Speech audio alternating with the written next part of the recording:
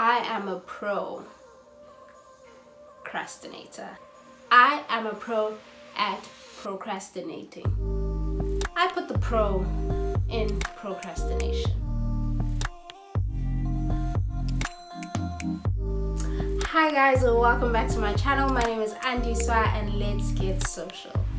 If you're new here, welcome. It's so cool to have you. This is a space for like-minded business owners and content creators who are looking to grow. I publish new content every single week, so if you haven't done so already, you're going to want to subscribe. So as you can already tell by the title of this video, today we'll be talking about beating the procrastination bug and getting shit done. So as I said in the intro, procrastination is my thing. I work really well under pressure, so I've just gotten used to leaving things to the very last minute. But I do also know and realize that this is not the way to live. And in my quest to beat this thing, I've tried a whole lot of things. I've tried paper planners, I've tried digital planners, I've tried this whole sticky note thing, I've tried Rack, I've tried Trello, I've tried writing lists in a notebook, and not everything has worked. But today I'll be sharing with you a few things that I've adopted that have helped me stop procrastinating. The first thing is eat your big frogs first. This is something my first boss used to tell me all the time. And basically what it means is that, you know, that big project or presentation or strategy that you need to work on but aren't exactly sure where to start. You know, that big presentation or that big project that gives you anxiety every time you think about it? That's the thing you need to do first. But here's the trick with this. You need to break it up.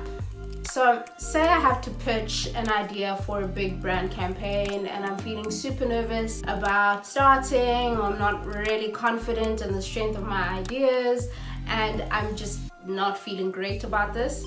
What I'll do is that I'll start with the simplest thing first. And for me, that's just designing my slides, figuring out my color combinations, the font that I'm going to use, what colors I'm going to make my headings and all of that. I'll then go to the internet and find really stunning references that I can borrow from and just focus on the look and feel of my presentation. I'll then move on to something really simple like adding headings to the slides. I've been doing brand pitches for a long time, so I know the normal flow that it follows and I can just off the top of my head set those headings. I'll then move on to doing something like copying and pasting.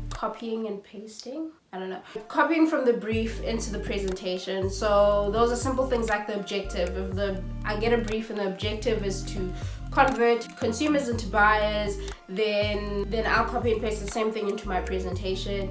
If the client gives a specific audience that they want, I'll take that audience from the brief and put it in the presentation. And by doing that, I can slowly begin to start to populate my presentation. All three of those things are really simple and don't take a lot of thinking and effort on my part, but they will help me start to populate my presentation and build out my argument. Not only does this help me diminish the anxiety that I feel towards a project, it helps me start to build momentum. And that leads me to my second point. Let your momentum carry you. So you've eaten your big frog, you've broken it down and you've gotten it done. And if you're anything like me, you're feeling really accomplished, really energized and really good about yourself. Now is not the time to stop. Don't go, oh, I've done well, I've finished this big task, let me reward myself within that. Keep going. Let the momentum and the energy of finishing a big task carry you through some smaller tasks. And of course, because you finished a big thing, you can give yourself a little reward by focusing on some smaller tasks that don't come with so much anxiety. Number 3, pick your top 3. Because here's the thing, you can't do everything in one day. Sometimes you can't even do everything in 1 week. I found that having an ultra long list of things to do doesn't help me. It gets me stressed out and then I spend so much energy stressing out about all the things that I need to do that I end up just tired and taking a nap instead. So lately I've been trying to pick my top 3 things for the day and just focusing on those 3 things. Setting a list of 3 things might seem small, but I promise you, setting a list of 3 things and getting those 3 things done is so much better than setting a list of 75 things, getting overwhelmed, and then not doing anything. If you accomplish those 3 things, you'll feel just energized to wake up the next day and do 3 more things. The 4th thing is you need to learn to notice your patterns. Know thyself. I know that I start the day on super high energy. I can get in about 4 hours of intense focus time from about 8 o'clock to about midday every day. So knowing that that's my highest energy of the day, that's when I choose to schedule the biggest and the most important things for me to do that day. And I think that a big part of beating this thing and a big part of productivity is just knowing yourself and working to move to the rhythm of your body. It wouldn't make sense to schedule big work for 6 p.m. if your highest energy time is 6 a.m. So it's really important to listen to your body, and yeah. And that leads me to my final point, which is give yourself a break. Do you guys ever sit around doing nothing but stressing about the things that you're not doing? And it's literally the biggest waste of time because you're not working, but you're also not allowing yourself to rest. So when I've hit a slump, instead of thinking, oh no, I should be doing this and I should be doing that, I try to just give myself a break.